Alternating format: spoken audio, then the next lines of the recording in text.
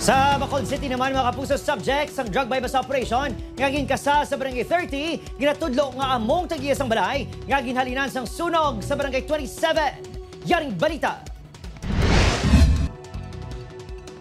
Madugay na ginamonitor sa kapulisan bilang street level individual si alias Fritz tubtob na tigay ni nga nadakpan sang Sabado. Ginkasa ang drug bypass operation sa barangay 30 kag nakuhaan sa masobra 13,000 pesos nga balor sang suspected Cebu. Diri na natukiban sa kapulisan nga siya ang nag-aistar sa balay ginhalinan sang sunog sa barangay 27 sa din masobra 200 ka mga pamilya ang nahalitan.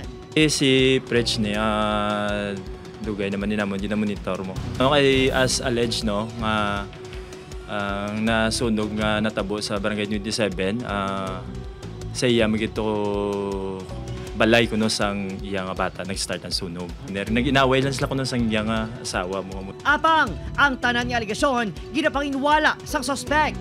Hindi naman to, sir. Kayo sari-sari lang yung aligasyon, sir. In-interview ko sa Bureau of Fire, sir, sa mayamang barangay. Kagang Bacapor. Amo na nga, wala kami kakuha sang benepisyo to sang ginapangantag. Kaya amo nang ilang ginapandang sa amon, sir. Patyo yung kuno nila. Matapos na ibaluan ang impormasyon angot sa pag-aresto sa suspect, hindi naman malikawan nga makabatsyag sa kaakig ang mga nasunugan. Maano naman kami kaya ako lang naganamon sa natulian.